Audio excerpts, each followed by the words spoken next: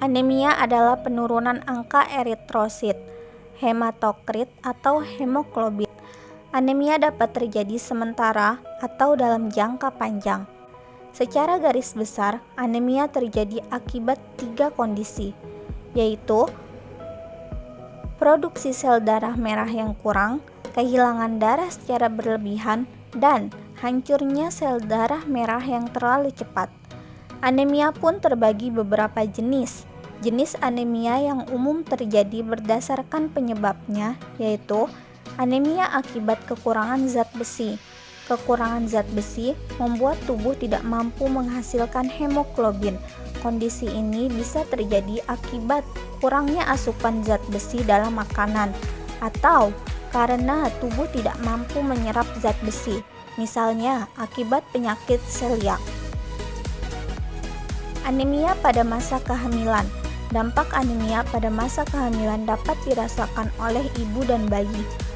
Pada sang ibu dapat mengalami keguguran, pendarahan semasa dan selepas bersalin, mudah mendapat jangkitan, dan kematian semasa bersalin.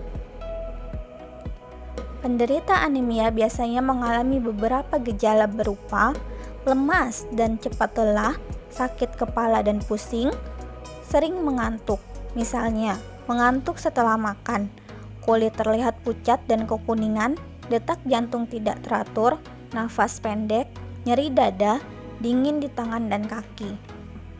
Diagnosis anemia dapat dilakukan dengan memeriksa sampel darah pasien.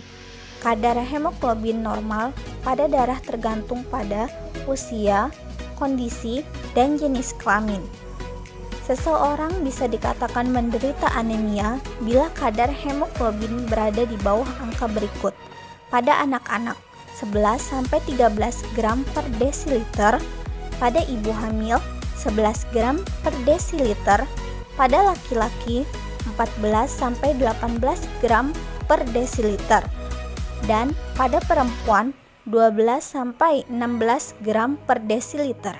Pencegahan anemia dapat dilakukan dengan mengkonsumsi beberapa makanan dan buah-buahan, yaitu makanan yang kaya akan zat besi dan asam folat, makanan yang kaya akan vitamin B12, buah-buahan yang kaya akan vitamin C, serta meminum pil hematinik atau penambah darah.